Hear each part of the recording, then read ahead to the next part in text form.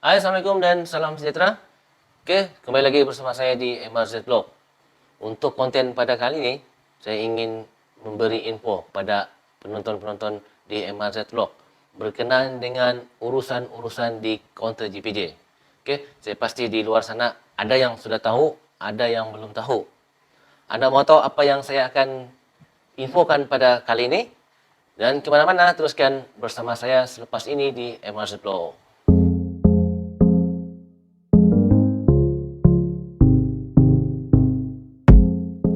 Oke, kembali lagi bersama saya di MRZ Vlog. Seperti apa yang saya katakan tadi, berurusan di kaunter JPJ.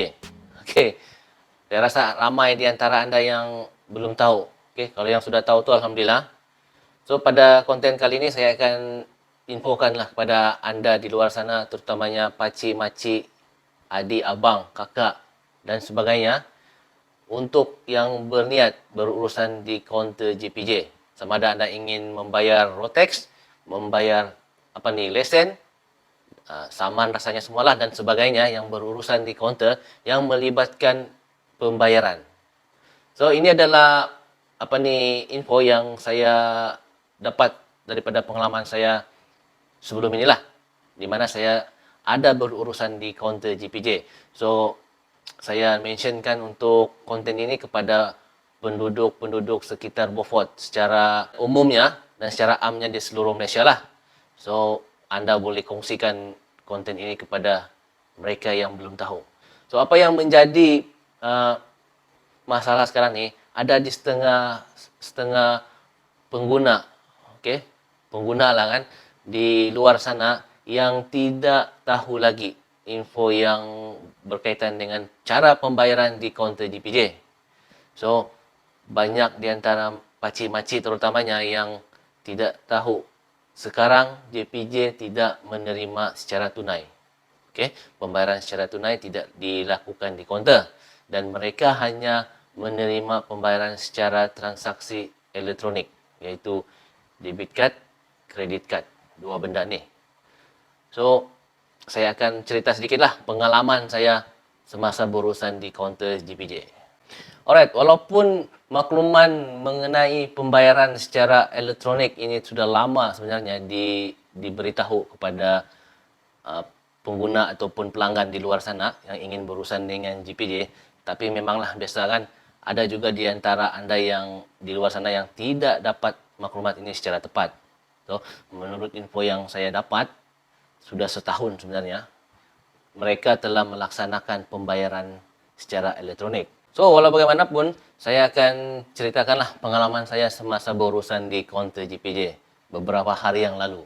So, ini ketika saya sedang menunggu giliran di kaunter JPJ itu, macam biasalah kan, zaman sekarang ni kita kena duduk secara SOP. So, berjarak-jarak dan sambil saya menunggu giliran tu, saya dengarlah beberapa orang pakcik-makcik ni bercerita di belakang.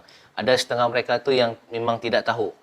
Okay, langsung tidak tahu yang berurusan di kaunter JPJ ni kena guna kad debit atau kad kredit. So, saya dengarlah keluhan-keluhan mereka di belakang tu. Ada yang macam rasa terkejut, ada yang macam rasa sedikit marah kan. Macam-macam lah kita dengar kan. Tapi apakah daya, itu adalah peraturan yang telah ditetapkan untuk pelanggan-pelanggan yang ingin berurusan di kaunter JPJ. So, kami sempat berceritalah tentang masalah-masalah itu. Dan ada di antara mereka yang macam berfikir-fikir, macam mana lah ini cakap mau bayar di kaunter JPJ, sedangkan saya tidak ada. Ada yang cakap tidak ada kad, ada yang cakap saya hanya ada bawa cash saja. So, itulah sebenarnya yang perlu anda ambil maklum kan sebelum anda berurusan di JPJ. Okey, jadi sebelum anda datang ke kaunter JPJ itu, pastikan anda siap-siaplah membawa debit card ataupun paling senang ATM card, kad yang anda selalu ambil duit di bank tu, ataupun kalau anda ada credit card. So, kalau debit card, pastikan debit card tu ataupun ATM card itu berisi duit lah, okay, di akaun anda. Cukup untuk membayar urusan di kaunter JPJ. So, selepas saya berurusan di kaunter JPJ itu, ada satu pakcik ni lah sebelah saya ni, sama-sama berurusan dan dia membayar ingin membayarlah, diminta kad tu. Jadi dia pun pening-pening kan. Dia cakap saya tidak ada kad. Jadi pegawai cakap kad yang selalu pakcik ambil duit di bank. So dia keluarkanlah kad itu. Tapi mungkin kad itu tidak mencukupi kan duit di dalam tu. So dia tersangkut di situ. Jadi saya rasa kasihan lah sebenarnya juga, dan kebetulan saya di sebelahnya, jadi saya bantulah. Saya bantu untuk bayarkan urusan pakcik itu di kaunter, dan pakcik itu bagi saya secara tunai lah. Duit yang saya gunakan daripada akaun saya itu melalui kad, dan dia bayar saya secara tunai. So alhamdulillah lah, kalau ada yang membantu anda di kaunter ketika itu, mungkin itu menjadi urusan anda lebih mudah.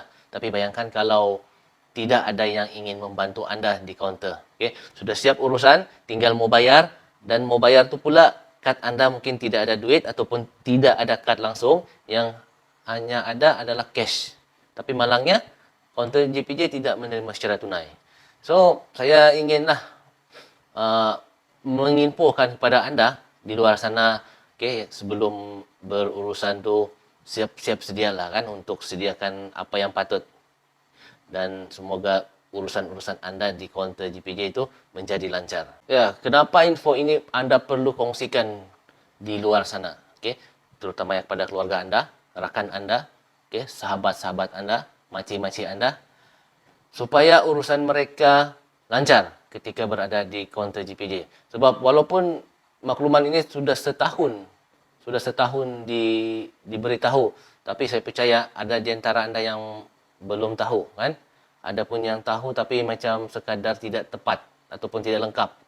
So saya harap konten ini dapat membantu anda di luar sana lah, agar urusan-urusan anda di kaunter JPJ dapat berjalan lancar. Sebab apa?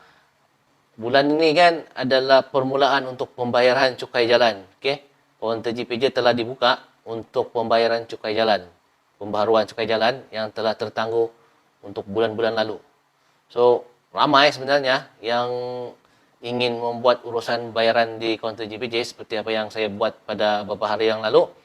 Ramai. Bila saya tanya urusan apa, semua menyatakan urusan cukai jalan dan lesen. Okay? So dalam ramai-ramai itu mesti ada yang tersangkut.